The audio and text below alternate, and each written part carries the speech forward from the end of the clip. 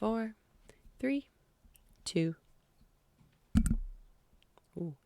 Hey everyone, welcome to the Roundtable with Vienna Whyte, Season 1, Episode 68. I'm your host, Millie Rouge, from the band Vienna Whyte here in Edmonton, Canada. This Roundtable is a YEG music production. I'd like to introduce you to my co-host for today, Marissa Kay, who makes up the other half of our band, Vienna Whyte. How are you doing today, Marissa?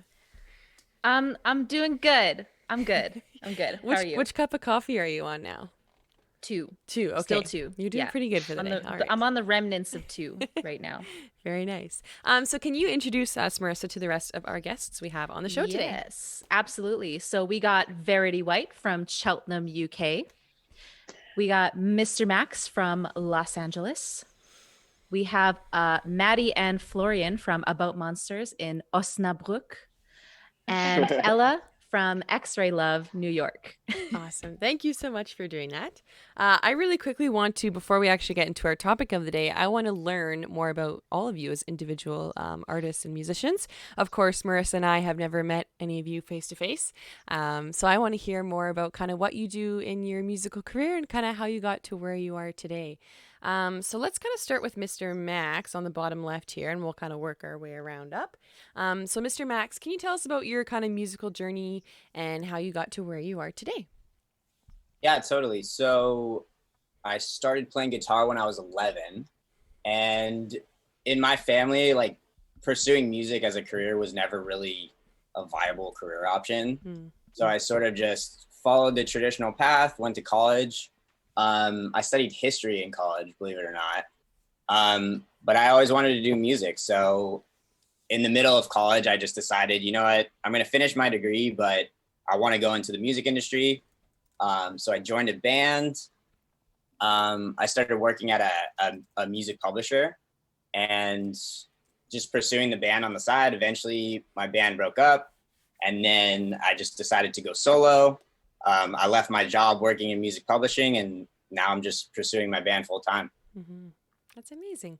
I'm glad to hear. It's always definitely a struggle with, I know, like with families, it's hard to get that support. But Marissa and I were actually talking about this yesterday, that it gives you something to write about when you kind of lack that support. You're kind of like, I'm going to work so much harder just to prove you all wrong. So how can I keep being an artist if you support me?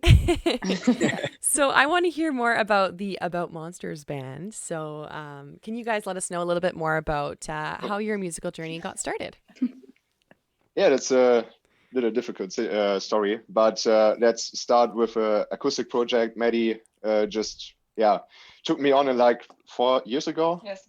5 years ago, and then we reactivated something like a school band which she was in, and started to make new music. And as we wanted to take it to another level, we just made a new band project out of it called About Monsters last year, and started with our debut album.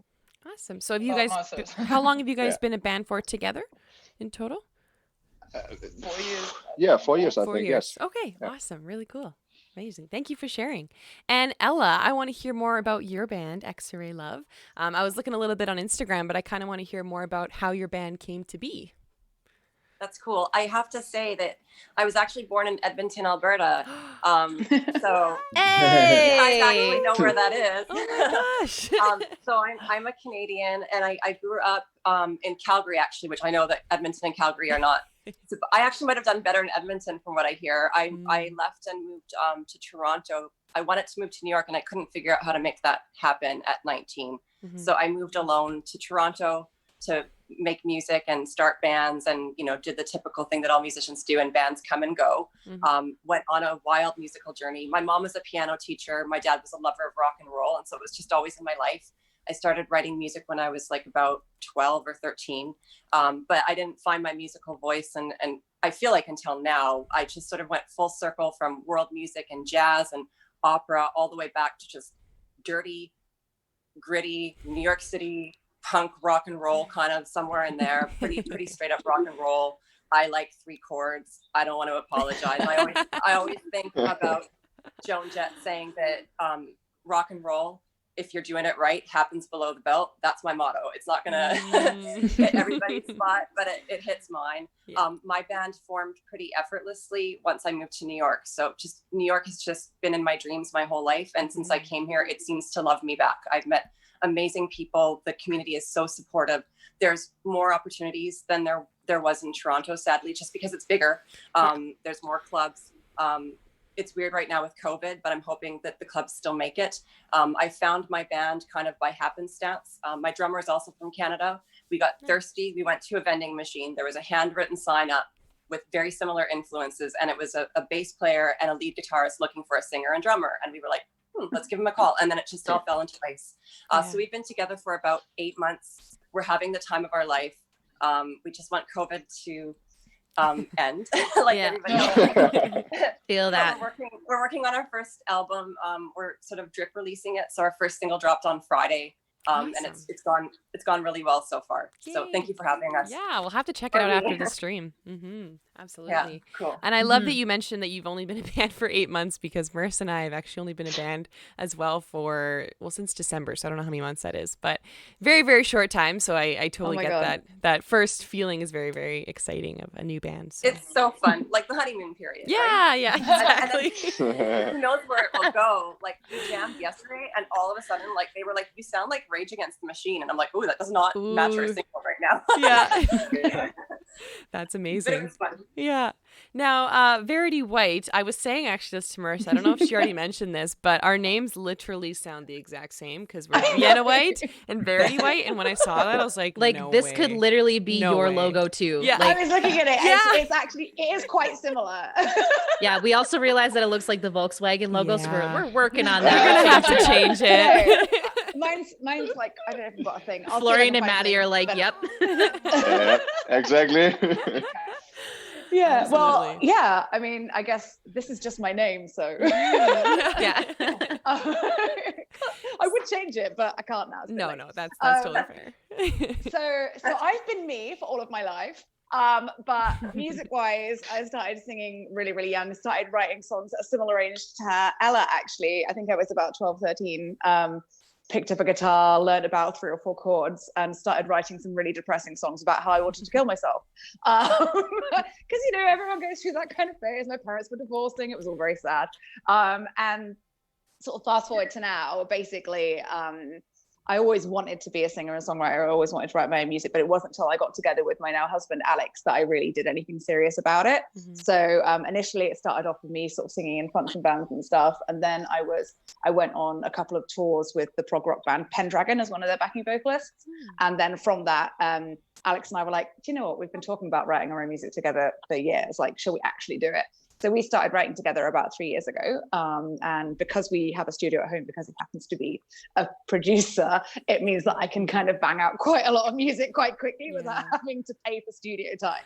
Yes. So that's really awesome. So we've got quite a back catalogue of a lot of releases purely because we have a free studio. So that's epic. But yeah, we write together. So he is a much, much, much better musician, instrumentalist than I am, and I do all of the lyric writing, melodies, and obviously sing. So yeah. Fantastic. Great to hear. I'm excited to check you guys all out after this stream. I like to kind of like leave it before and just like leave my expectations open. And then I meet you guys and I'm like, okay, yeah, I'm ready to listen now. So I'm very excited to hear. We are going to jump into our topic of the day. Thank you all for sharing and kind of giving our audience a little bit of a background about everybody. So of course, our topic for today is I want to learn more about rock music. Myself, I'm not like Marissa and I are both kind of in that pop category, that pop genre. So we kind of stick to what we know, but I'm curious to hear, because we've got a bit of a blend of different types of genres of rock. So I'm curious to hear everything. So our first question that I kind of want to just right off the bat just chat about, and again, when we ask these questions, feel free to jump in. It doesn't have to be like in order. If you don't feel like answering, that's totally fine. But whoever wants to start off, just go right ahead. But our first question for today is, what drew you into liking this type of genre? So what drew you into liking the rock genre itself? So whoever wants to jump in, I think my folks always were listening to stuff like that. So like Fleetwood Mac and Dire Straits and things like that were kind of part of my growing up and like formative years. And I suppose it was always kind of there. And then like my first boyfriend that I got was really into rock music. So obviously kind of followed him down that route as well. Because, I'll throw my really bad Pop Kylie records in the bin and, you know. Yeah. I love it. But yeah, so it was kind of an influence of like my family and the people that I was hanging out with. But then it just became a passion of mine. And it's not that I don't like other types of music. I think Ella was saying earlier, you know, I listen to everything. Basically, I get influences from everywhere. And, you know, I love sort of singing and performing all different styles of music. But personally for me, for what I write and what I like bouncing around on stage and getting sweaty and just being a bit of a rock chick. And that's just my soul, you know. Yeah. I am just a little bit grubby. So it just fits. Matches your personality, absolutely. Yeah. How about for you guys about Monsters? What kind of drew you into the rock genre itself? Oh, that's so funny.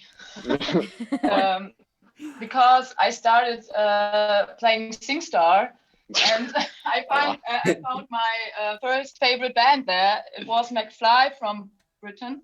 Yes, you know McFly. Yep. Yes, and I've been so in love with Danny Jones, and he was Danny a guitarist McFly. from. Yes. Oh my God.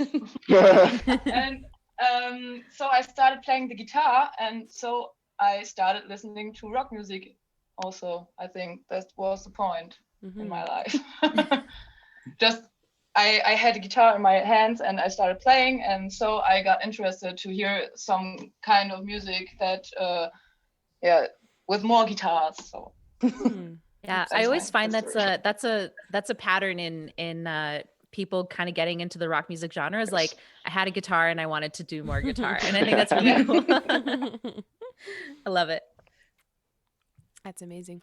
Now, how about you, Mr. Max, being from Los Angeles, kind of where is that kind of like a popular genre itself? Like, is that kind of how you got inspired into it, or was there a different way? Yeah. Well, specifically the part of, I'm from the beach in Los Angeles, this area called the South Bay. And it's like really heavily influenced by skateboard and surf culture. And also some of the first hardcore punk bands, like if you've ever heard of Black Flag. Yeah. By chance. Sounds vaguely familiar, yeah. Yeah, so bands like Black Flag, The Descendants, they all went to my high school. So it's like everybody yeah.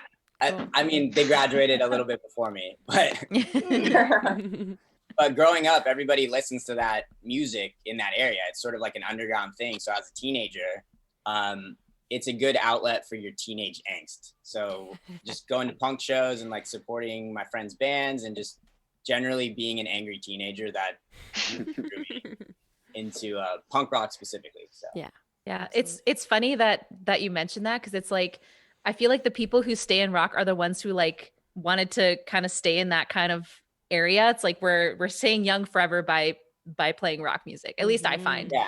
And I getting like that. piercings and tattoos as well. Yeah. Obviously. Yeah. me too. Yeah. Absolutely. Yeah. Now, Ella, what was kind of your start to liking rock music? What kind of brought you into it? Well, when you asked the question, my first thought was, no one take this the wrong way, please, but is there any other kind of music? Like I just, somebody said it earlier, but that's the one that's in my soul, and nothing else comes close to hitting that spot. And, you know, people say rock is dead. It's just not mainstream anymore. People that kind of scratches your itch, nothing else compares. And I love other kinds of music, but not on the same level. It just doesn't get in me the same way. I love that Lou Reed song that it's like, Jenny was 5 years old and her life was saved by rock and roll. That's how it felt to me when my dad first played like heavier Beatles, if there is such a thing. I was like, that's cool. And then it sort of carried with me, and I did explore other things, but then I was a Nirvana teenager, you know, like I had that in my soul. And then I found PJ Harvey, and for me, the guitar actually wasn't what brought me into rock and roll. I was sort of like, I don't really get the guitar. And it took me a long time to fall in love with it. I only used it as a songwriting tool. So rock and roll was more about just the primal energy. There was really no agenda. It just called me. It's just got my number. It got my number. I love that. That's amazing. That's a great way to describe it. Yeah, I think that's also another thing that a lot of rock musicians have in common is that passion for rock and that passion for the genre that you're in. That kind of like do or die mentality. I think that's fantastic. And actually kind of going along with that, for you guys, I know we kind of got into this a little bit, but I wanted to know specifically, for some of the favorite artists that you've talked about, your favorite rock artists, why are they your favorite artists? Like, what is it about the artist that you really love? What inspires you about that artist? Everyone's doing the Just thinking about it. Yeah. I know it's a hard question to answer, but feel free, jump right in. I find it so tough because it's like there's not just one. I'm sure everyone here's the same. There's not just one artist that inspires me, and it's not just rock artists that inspire me. I'm inspired by loads of different genres, like trip hop and loads of electronic stuff as well, and like really really heavy stuff, and then folk and Aretha Franklin and Motown, and like it's all kind of like a smorgasbord of everything. But my favorite band of all time are actually Nine Inch Nails. And something that I really love about Nine Inch Nails is how they are able to take peaks and troughs in music, how they write it in a really layered fashion, how it's really intriguing and interesting, and you're not quite sure where it's going to go next, what's going to be brought in. And the mixture of synthesizers and guitars is really interesting. And I just think that you listen to their back catalogue and it's not all one type of music. It's actually really, really different. And there's loads of different things in it. And that's why I really like them, because that's kind of how we are as a band as well. It's not just you're going to get kind of how we are a rock track, but you might get a rock track with some synths here. It might have strings in it. You don't know what's going to happen. And I really like that journey. So for me, that's what I would say. Yeah, that kind of variety in instrumentation and just kind of experimentation. I get too bored too easily. That's the problem. I think it's really funny because you and we just met on a Muse concert, and I think Muse is one of those artists like Nine Inch Nails, which fits the same. So it's like it never gets boring, the music. I don't know about anybody else, but if you've never driven down a highway with your windows down blasting Knights of Sidonia, you have not lived. Yes. That's how it goes. That's amazing. Such a good song. Mr. Max, what about you? I would say the key thing is like authenticity, because I don't know, it doesn't really matter so much the genre of music. It's just whenever I listen to an artist, like a new artist, the first thing is like I ask myself is, do I believe them? Like, do I believe their message, what they're singing? Like, it doesn't necessarily even matter what the message is, what they're singing about. It's like, can I hear the authenticity in their voice? And do I know that they meant what they're saying when they're singing it? And it's like, do I know it's coming from a deep place? And I feel like if that's sort of the foundation that the song or the album or the band is built on, everything else will feel congruent to that. Does that make sense? Mm-hmm. Yeah. And it's like, I don't know, it's almost like you have like a sixth sense about it. Like you hear it and you're like, like, you know, like if you hear like some grocery store music or something, or like a cover of some song in a grocery store, I can always tell that even if like every note is on pitch, everything is technically working, I'm just like, I don't believe this guy, you know? But, you know, if you're listening to Trent Reznor, like you can tell it's like he means what he says. So.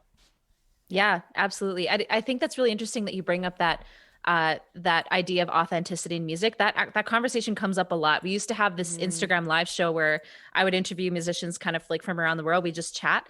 And almost every single time we always talked about how music, like people gravitate towards authenticity. And I find with rock specifically, like I feel like there's like this sense of camaraderie when it comes to rock music. Yeah. And so it's interesting that you bring that up, is like, do I believe this person? I think that's a great way of looking at it. I think something else that's good about rock, sorry for jumping in. No, go for it. Is on that authenticity point, you tend to find with most rock bands that actually they don't fiddle about with their mixes quite as much. They're not melodyning as much. They want to have a bit more of a sound that is authentic and natural. So it sounds like you would go to a gig and it would sound more or less the same, if not better, than what you hear on the record. They're not there like melodyning the hell out of people's vocals to make them sound like a different person. It is authentic. And that's something that I really love. Yeah. That's interesting that you bring up the studio sound versus the live sound. Do any of you guys try to emulate that when you're putting together like a record? Like when you're in the studio, you're like, okay, how is this going to sound live, kind of thing? I think with rock and roll, for me anyway, you don't, as she was saying, you don't want it to get too far removed from your live sound, because that is sort of what makes you your band. And I don't like overly polished rock songs. It starts to sound too pop. And like us in a studio for the first time, you know, it's like you can hear if they put a certain mastering filter on it, it's like, whoa, that's like way shinier than what we really sound like. I don't want to come across that way. Mm-hmm. Yeah. I like to call it the most recent Shine Down album effect. Oh my God. Yeah, like, what have they done? I love it. Shine down effect. That's great. That's awesome. Yeah. So, Millie, do you want to hop into our next question? Jump in here. I want to kind of know the actual process of when you are all writing original music. So for Marissa and I, when we're kind of writing our own pop music, we're like, okay, let's think about, you know, that basic 4-chord structure. Let's try and think of the basic kind of verses of, you know, A, B, A, B. All right, let's find a beat that we like. Yeah. Let's find something fairly catchy. Okay, no, that sounds too sugar-coated. So for us, we kind of have like a formula. And I mean, obviously not every single time is that way. But I want to know with rock music, how does that differ? And what does your original music writing process kind of look like? So why don't we start this off with Max, if you're cool with that. Can you kind of tell us a little bit about what your writing process is like for you? Yeah. Well, I play a ton of guitar, so I'm always just sitting here playing guitar, and I actually teach guitar a lot too. So, I don't know, I'll just be messing around with a riff, and I just make sure, or if it's a lyric or a melody or something, I don't know. Sometimes I dream. I don't know if anybody can relate to this. Like I'll have a dream about a song or something, and then I'll wake up, and my voice notes are just, there's just unlimited voice. There's tons of voice notes with ideas. And I can't pinpoint exactly what it is that makes me say, okay, I need to develop this, like this is going to work. But I don't know, something in me like intuitively knows which songs that I'm going to see through to the end. So usually, yeah, it'll be a riff or it'll be a lyric or a concept. And then I use Logic to record. So then I'll just put together a demo. And usually it starts with the music, and then I add the lyrics, and I sort of just piece it together gradually. So yeah, I mean, that's more or less my process. Yeah. How about for the rest of you guys? What's your kind of original music process like? It's mainly the same. So we start off like with one idea, with a riff, take a memo on the smartphone, do a demo on Logic, just the same process, but things get complicated if one of us take an idea with him to the rehearsal room, and the others were like, oh yeah, let's try something else, or something like that. And sorry. Our drummer sounds like this sometimes. I think he's watching, so joking. Yeah. No, it's like we are in a rehearsal room and just trying to figure out how this riff gets really done. But in the end, we always take another person with us, like a producer or something, in the end, to just bring another opinion to us. So we make the songs ready and go, or want to go to the studio, and then a producer just says, hey, let's try this, let's try that, do this the other way around, or something like this. And throw ideas. Do you find that when you're writing together, it's different than trying to write a song separately? Like, does one of you tend to do a little bit more than the other person? Like when it comes to like filling in lyrics or filling in like melodies, like do you find that it's harder to write together, or is it easier to write together? For me, I write the lyrics and I think about melodies, and yes, I think it's easier to work alone, at home, by myself, in my bed. Please go away, everyone. In the studio, it's kind of the same thing. Yes. I want to sing alone. I want to be alone. Just the producer or someone who takes push the button. The sound engineer. Yes. Yes, genau. Yes. And I like to be alone and do it on my own. Mm-hmm. But this is really a good process for us, because we are thinking the same way. So if I take a riff, I already know that Maddie would like it. So that kind of way. And if she writes lyrics, it's really possible that I like them too. So yeah. That's a cool way of knowing how well you know somebody. I think that's fantastic. Yeah. Such a cool way to write. Yeah. I like it. Millie, take notes. Mm-hmm. We'll do it that way. Sounds good. Now, how about for you, Ella? What's kind of your writing process like? Are you kind of the front kind of person fronting all the lyrics, or what's kind of your process like? So hearing this, I'm realizing I'm a crazy control freak. I write all the lyrics, and I write the guitar part that is the structure of the song that then I bring to the band, and then I'm not a control freak on what they do. Like I let Godzilla, which is our lead guitar player, he just does his thing, and if I don't like something. Oh yeah, that's his nickname. He takes a lot of space. And then Barry, our bass player, he'll have like a cool line, and unless they do something I don't like, I'll say something. But usually we just are on the same wavelength. And then sometimes he'll do something that I like, and I'm like, oh, you didn't do that this time. Like, don't forget that part. I need that one now. So that's how we have been writing. But it's already starting to evolve in the jam space with freeform jams, where I'll start playing and singing something. So I think we'll start writing together in a more organic way. But for me, it's always been mysterious. I don't like to analyze my process because I'm afraid I'll like stop the the muse or something. Sometimes it's lyrics first, sometimes it's melody first, but a lot of times, as we're hearing here, a lot of times it's I just get on the guitar and it leads you somewhere. It gives you a core. And maybe that's what makes it rock and roll, because I'm definitely writing more straight up rock than I had in other projects. But I prefer not working with other people when it comes to songwriting. I did that for a number of years, and I felt frustrated. The person I was working with, we would get in fights whenever we would write, and it was just this really. I found it really challenging. It's so hard if you're not wanting the exact same thing. Yeah. Oh yeah, that's a huge challenge for sure, and it's. Because we're all artists, we all like want to say something. We're like, well, I need my voice to be heard, but I need my voice to be heard. And yeah, it is tough when you guys don't have like the same visual, or like you can't like put your egos away long enough for like you to. Yeah, I've been there so many times before. I totally get how that feels for sure. Or it ends up being a type. It ends up. Maddie's like, that's funny. Wow, Millie, this is like she is just.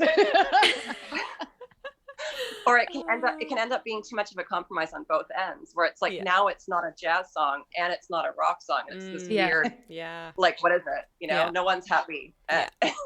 Yeah, absolutely. Yeah, I mean, I've been there before too. Like we like I remember one time Millie and I were in the middle of a writing session, and I was just like sitting there, and I was thinking in my head, I was like, I don't want to do that line, but okay, fine. And I just like got mad at myself for a second, but then. No. Because I didn't tell you this before. Okay. But I remember we were sitting there and I was like getting kind of like mad at myself because I was like, I don't know why I'm so angry that this isn't going my way. But then it ended up being like a good thing that we let it go. And I was like, okay, this is actually making the song better. It was when we were working on Burn, I think was when we were doing it. Gotcha. And I was like, I don't want to let go of this line. And you're like, we need to let go of this trash. Line. Let it go. Yeah. Just kidding. But yeah, and it ended up being better for the song anyway. Yeah. So it's always a tough thing because like you want to hold on and you want to say what you need to say, but yeah, it definitely works better when you can kind of work off of each other for sure. For sure, absolutely. Now Verity. Verity Whyte, you write with your husband, you were saying. So what's that kind of process like? So I'm just gonna move because my battery is just randomly said I've only got 10% left. So hold on just 1 second. Yeah, no. Don't mind me, a massive close up of my chest. Sorry, everybody. That is all good. And now we're back. And now I'm basically just gonna dance around my kitchen for you. Oh, that's awesome. Yeah, me and my husband write together, and like I said, he is a producer as well. So it happens a number of ways. So he plays lead guitar in the band, and he's one of those annoying people that plays loads of different instruments, and I hate him. So he we have sometimes he'll have some stuff that he'll share with me that he will have thrown together, just kind of like a basic structure, like Ella would say, like just kind of guitar lines, maybe a bit of drums or something, and he'll send it over to me. I'll have a listen to it, and I'll be like, can I do anything with this? Is there anything speaking to me? Does it pull out an emotion or some words that I feel are going to fit here? Can I easily see a melody happening? Other times I'll sit down with GarageBand and I will just kind of like literally just use it to find sort of patches and stuff, to emulate different chord structures and things, and then write a and then it's then basically what I'll do is I'll write a melody and some loose lyrics to it, and then the actual melody will drive the structure of the rest of the song. So we kind of do it both ways. Cool. And I can't say that I prefer one over the other. I enjoy doing both of them.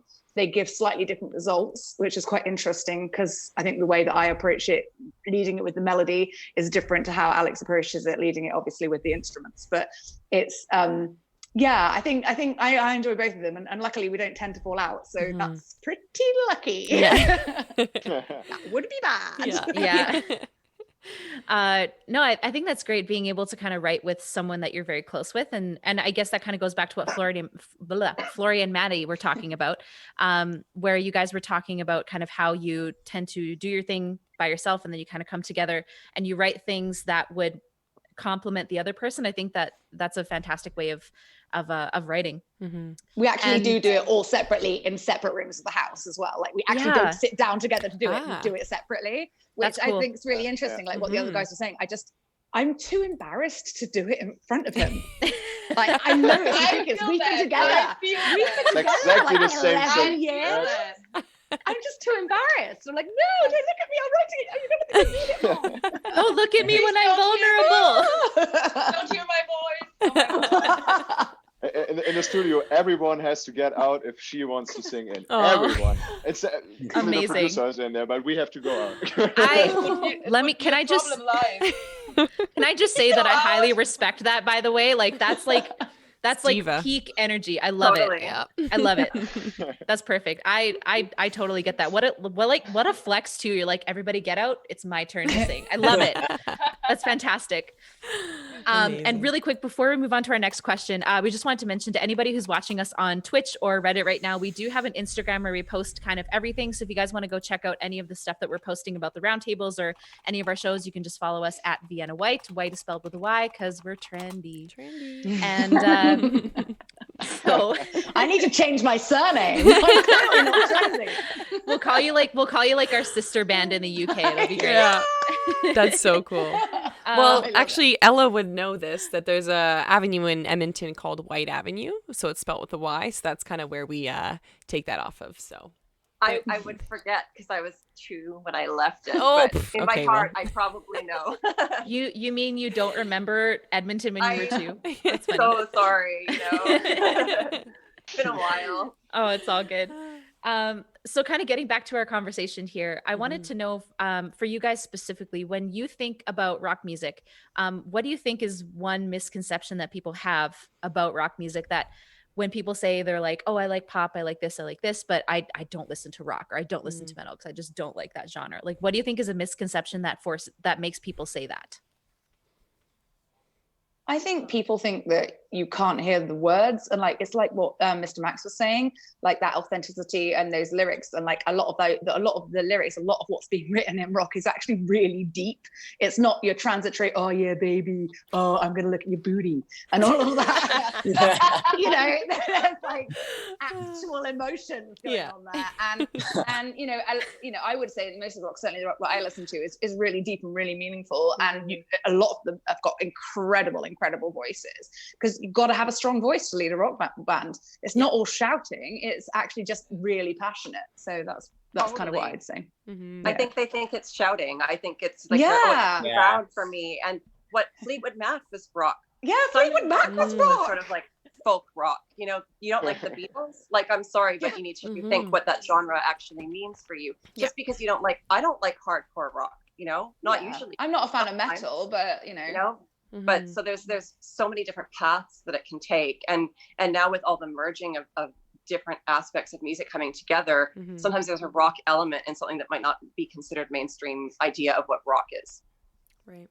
That's interesting. Yeah, I never thought about the Fleetwood Mac thing, actually, now that I think about it. When you think about the song Dreams, it's like, how is that a rock song? But totally. But it is. Yeah. There's still a lot of good rock. There's still a lot of guitar, and for me, I think. There's lots of different kinds of rock music, but I think it does always come back to that guitar-based rock music that that hits my spot anyway. Yeah. Well, and I think it's because rock is such a blanket term that it covers so many subgenres. There's like thousands of subgenres of like pop, punk, potato, blasting screamo. Like you can come up with like as many subgenres as you want. I would love to Potato. hear potato blasting. That sounds great. Ich möchte Popcorn, I don't know why I said potato. How do you It just sing about a popped into my head. carb? I just want to Because you're in the prairies. You guys love potatoes. I remember that. It's true. It's very true. Oh God. I love it. But- That's amazing. Anyway, so anyway, my point was that it's just like there's so many subgenres that it's hard to say that you don't like an entire genre of music. Yeah. Yeah. When the term rock is such a blanket term for like so many different things. Mhm. Yeah. I agree. Yeah. So let's move this right along. Millie, go ahead. Yeah. So I guess my next question, okay. What do you guys think has been the biggest changes over the years of rock music from when it kind of very first started to where it's at today? What do you think are some notable changes that are completely different with the rock genre? I would say, I think we brought this up before. Like, it's no longer mainstream. Mm-hmm. So I think just the position, I think some of the stereotypes have stayed the same, especially from the older generation. They're like, oh, like you do rock music, like you get a record deal, you're going to get an advance, you're going to make money. If you're successful, like you can be successful. Yeah. Everyone's shaking their head. Like you can be successful while being somewhat of a slacker. It's like, oh, I was just really talented and then I got a record label advance and now I do a bunch of cocaine or whatever. Everyone's seen Almost Famous. They're like, yeah, that's what it is. Yeah. Yeah. But some of my favorite bands, like even if they have songs about, you know, doing a bunch of cocaine or whatever it is, when you actually get them in a room, you're like, oh, they're super hardworking. Yeah. Like they just wake up every day and they're going at this and they're somehow finding a way to pay their bills and just hustling. Mhm. So I think that's a new, like rock and roll is just in a new place in that New regard. concept. Yeah. Yeah. Absolutely. And I think, like Marissa was saying, it's now there's so many more subgenres to rock. And whether that's because we've got better and the industry wants us to pigeonhole ourselves, or whether that's actually just because there are more subgenres, I'm not sure. It's probably a bit of both. Yeah. But actually, rock was kind of one thing back in the day, and now it really isn't. You know, there are so many different types of rock that really rock. You know, it's like saying pop. You know, it's like pop is like there's so much in there, and like rock and pop have got a massive overlap as well. Mhm. So it's, you know, I think the genreism, if that's a word, is quite new. Mhm. And it doesn't have to be a rock band anymore. Like we saw the rise of all those fantastic duos like the White Stripes. And I know that's like 20 years ago now, but it's still spinning off today. And you see it in bands that are active, like Band of Skulls, where it's like it starts as a pared down thing. It doesn't necessarily have to be a 4 or 5 piece band with the rhythm guitarist and the lead guitarist and all this other extra. It can be quite minimal in a sense. Mhm. If you look at Royal Blood in the UK, Yes. it's just a bassist and a guitarist. Oh my God. And they are amazing. They're so good live. But it's just like he's this guy like pushing out riffs on the bass guitar. It's absolutely insane. But it's 2 people. It's amazing. And that's still rock and roll, right? Yeah. Uh-huh. Yeah. Super cool. Now, I think we have time for one more question. Marissa, did you want to kind of finish that last question off? Yeah. So for you guys specifically, I know you all have a lot of amazing things to say. So I wanted to know if you had to give some advice to people who are just starting off in the genre or just starting off as a band, what would your advice be to anyone who just wants to get started in rock? Do it. Just start. Yes. Yeah. Absolutely. I think just go to be the clubs. yourself. So, Oh, sorry. no, Ellie, you go. I'd say go to the clubs and make some friends. Go talk to the band after they play. I think everything's still, this digital age has made us confused and we think things happen in an online world. And personal contact is still everything. Go make a friend, talk to them about how they started a band, you know, practice your instrument, but get out of your house and actually, you know, give a shit about other musicians. It goes so far. It goes so far to do that. Yeah.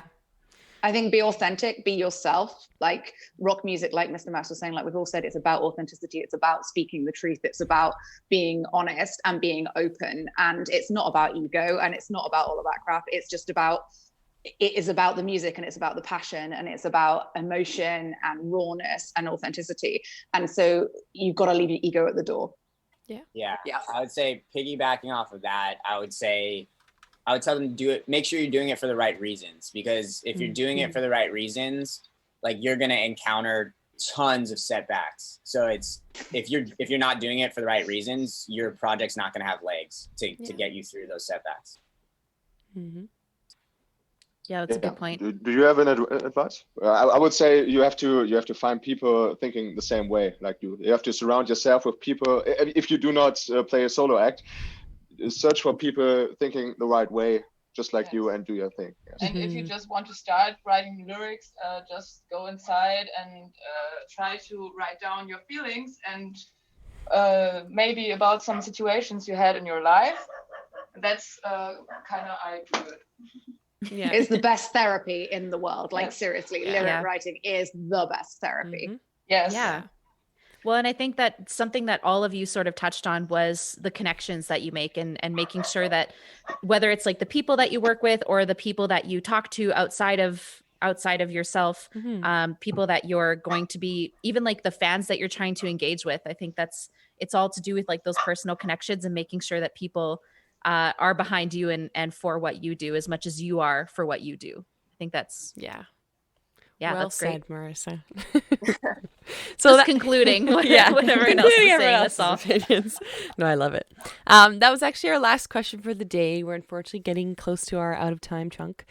So we're really lucky to have had you all on. If you guys are at home watching this roundtable with Vienna Whyte either on YouTube or Twitch, make sure to like and subscribe and hit the bell button on YouTube so you're notified about all of our shows. We actually go live every morning, Monday to Friday. We also live stream music Sunday, Tuesday, Thursday. So we're literally not doing anything but live streaming. So check it out because you'll find lots of content. This conversation will be turned into a podcast within the next day. So if you want to hear this instead in a podcast format, check us out on Spotify at the Vienna Whyte podcast. So I'm Millie Rouge, your host, and thank you again to Marissa Kay for being our co-host for the day. Marissa, where can you find our band on the internet? Yes, you can find us on Instagram. That's kind of our hub for everything that we post. It's at Vienna Whyte, Vienna like the city, White with a Y as in White Avenue here in Edmonton, Alberta. So yeah, you can follow us there. We post everything there. And yeah, thanks guys for everybody joining us on the stream, for everybody who's watching, for all of our guests. Thank you guys so much for joining us. Now, before Thanks we for head having out, us. before we head out, could I just get everyone to once again say their band name and where our audience can find you on social media? So can we start off with About Monsters? Can you just tell us your name and where they can find you on social media? Yes, we are About Monsters, and you can find us on Instagram, YouTube, and Spotify, Facebook, Apple Music, every streaming dienst. but not Twitter. Not Twitter. Just type About Monsters and you will find us. Yes. Perfect. And Ella. You can go to our website at xraylove.net for all the links, but we're on Instagram under Xray Love Band, YouTube under Xray Love. But yeah, if you go to xraylove.net, you'll find everything. Perfect. And Verity Whyte. Hi. So if you look for Verity Whyte, there is a website, which is veritywhyte.com, and that is us / me. Very confusing. I am only one person, but there's more than just me in the band. So confusing. So go to veritywhyte.com. That basically can lead you to links to Bandcamp, Spotify, everywhere else. I'm all over all of the social medias. I basically don't stop talking. So I am going to stop talking, but basically come and say hi. And Mr. Max.